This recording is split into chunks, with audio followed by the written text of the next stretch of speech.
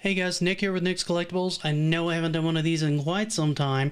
Really have not found anything that I really wanted to kind of dig into recently, with the exception of one thing that I just now found. This is Thousand Toys Master Chief figure. It's a 1/12 scale figure of Master Chief in his Mark V Mjolnir armor. I could not order this guy fast enough when I saw him. I was super excited to get him in and do a review for you guys. So what we're going to do is we're going to open him up, take a look at him, see what I like about him, what I don't like about him. Hopefully you'll tell me what you like about him, what you don't like about him. Spoiler alert, there's not a lot I can find about this guy that I don't like. So let's get started and have some fun.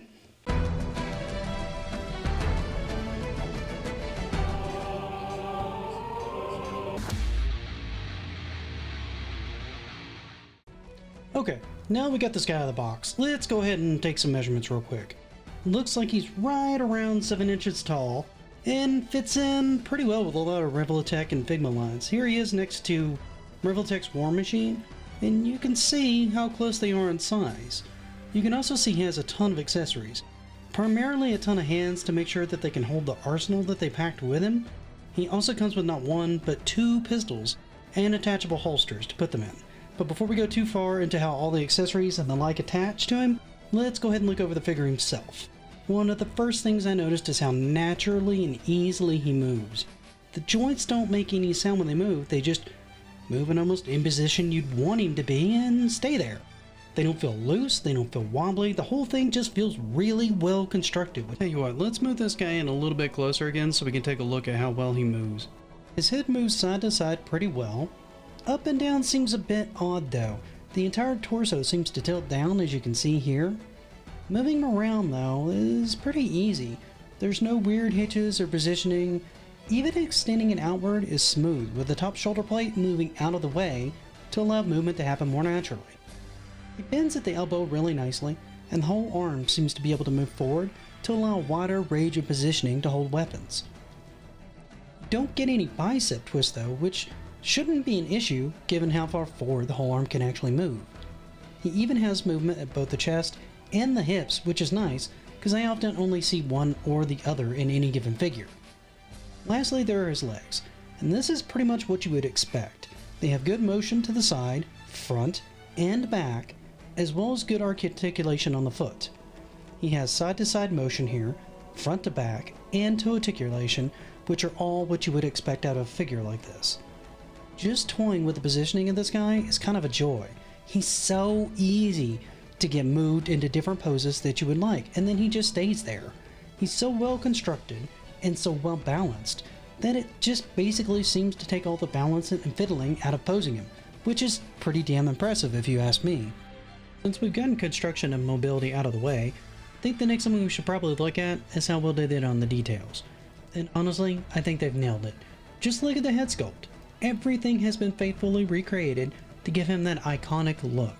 Even the paint on the visor is reflective. It's exactly what you would want out of this. And his arms, those are no different. All the angles and panels you'd expect to be there to help absorb and deflect impacts are here. And they do a great job of covering most of the joints to where they're not very noticeable at all. Now we've taken a look at the head and the arms. Let's go and move over to the chest. And this looks great. The curves part looks designed just how it's intended to be, being protective, but with enough flexibility that he won't lose any mobility in combat, just like in the game. They even went to all the trouble to detail out all the pouches on the front that he would use for like clips or other necessities. The back is even well done. You'd never know from looking at it, but this is where his rifle stays. Just take one of the panels out like so, extend out the post from the rifle, snap it right in. Honestly, this is impressive. It just looks like another panel in the armor, but it pops out so cleanly and looks so nice when it's in there that you'd never know from a glance that it was where you put his rifle. The detailing of his legs is just as good, having all the detailing and nuances that you could want, including letting the knee pad move in multiple ways so that it can always stay flush to one point or another on the leg. Now that we're here though, let me show you how the pistol attaches to his leg. See this panel here? That pops out, and then you peg in the peg for the holster, just pops right in, like so. Then you slide the pistol in. The whole thing is so clean. It looks so natural when the holster's attached to it, and just as natural when it's not there. I love this kind of smart design, guys. It's why I collect figures like this. It always amazes me how much thought and engineering goes into making something look so natural and so clean. Tell you what, while we're looking at his pistols, let's go ahead and take a look at this one.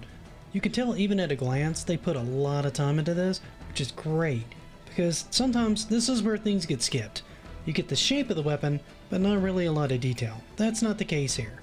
This thing looks like the pistol from the game, just scaled down to fit the figure, which is fantastic. The rifle is every bit as good as the pistol. The detailing is just as good, even put some paint on the display where you'd normally see the number of rounds. I have one gripe about this part, would be that I would like to see a counter painted on, or some sort of sticker or something like that, to finish up the display. It's a minor nitpick, but that's really about the only one that I have so far for this guy. The last thing he comes with is his energy blade. This is by far the coolest weapon that he comes with. It's not my favorite in the game, but it's by far my favorite here. Just the entire look of this thing oozes cool. It has this sweet translucent plastic with energy bolts going all across it. Absolutely none of the pictures showed this thing off and did it any kind of justice. I mean none at all. And it even fits great in his hand. I mean, it doesn't feel like it's going to fall out or wobble or anything like that, and that's in part because they made a specialized set of hands just for holding the blade. And by looking at the grip, you can see why. It's got this center point right in the middle, which would make it very awkward for any normal gripping hand to hold it, so they made a specialized set of hands. Fantastic! I'd have to say, in my opinion, 1000 Toys did an excellent job of bringing this figure to life. All the accessories, the posability, and the clever styling has made this a very, very solid figure overall.